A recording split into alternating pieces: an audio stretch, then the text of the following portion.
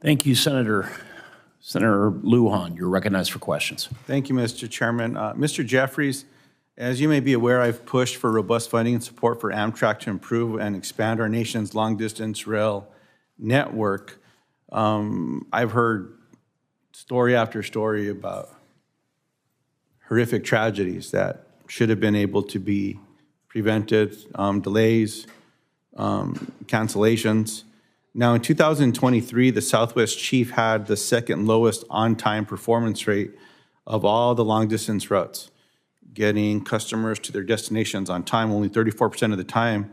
And in 2024, we saw a modest improvement to 45%. As you know, this is not just an issue for us in New Mexico.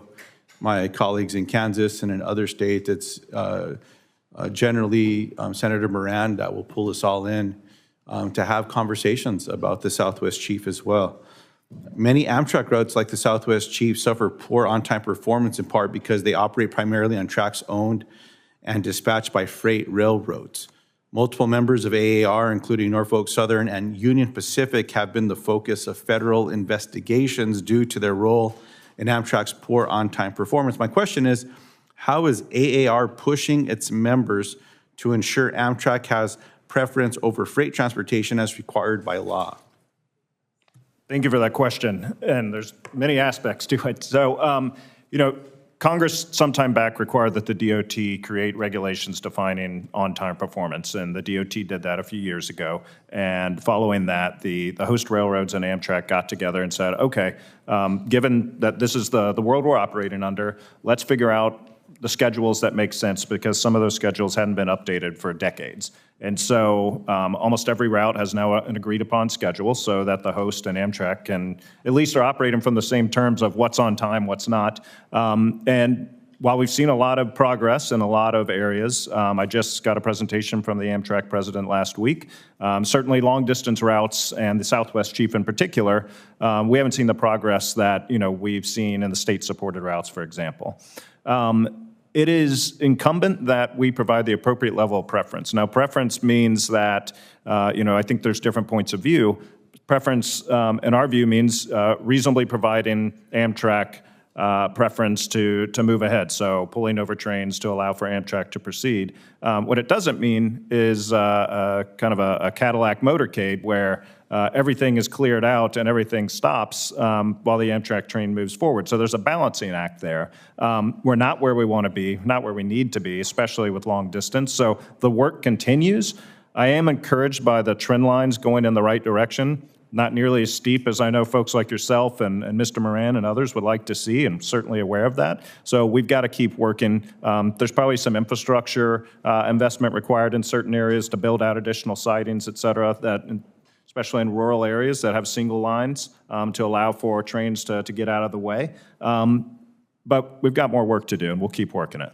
Appreciate that. Mr. Anthony, last year, BNSF Railways Freight Trail derailed near Manuelito, New Mexico, near Navajo tribal lands. 2 of the train cars caught fire, which caused the evacuation of nearby families. However, authorities were significantly delayed in alerting nearby Navajo members. In your written testimony, you mentioned a need for improvement in information sharing between railroads, city leadership, local first responders, and I would add tribal authorities to the list. Can you speak more about specific initiatives that could help get information out faster to those impacted? Thank you, Senator, for that question. We truly believe that local government, the first responders, the medical professionals should be as a part of the communication plan for the railroad industry. We think that as apps are developed, as AI is utilized, local leaders need to be at the table. What we're seeing, though, is again where communities are being economically impacted in a negative way because 6 to sometimes 2 to 6 hours of a blockage has caused families not to be able to get to work and medical responders not to be able to support the lives of those in that community. And so we are saying that it has to start with local communication, local engagement, because communities are being economically destroyed because many of the rail systems aren't communicating with them, and tribal communities. I appreciate that, sir. Mr. Cumber, I appreciate the work your company's done to expand railways to multiple communities in Florida, Nevada, and California. However, I do have a concern that rapid expansion is done sometimes at the expense of safety. On average, Brightline has more than 11 times the incidence of Amtrak and over 4 times as many that led to injury or death. What is your company doing to improve safety on your railroads, and what promises can you make to this committee going forward? Thank you for that question, Senator. So safety is and always will be the #1 priority for Brightline. Trespassing activity has been the root cause of each and every incident along our corridor. Our Florida project has 331 active grade crossings, and we are in the process of making improvements to every single one of those crossings.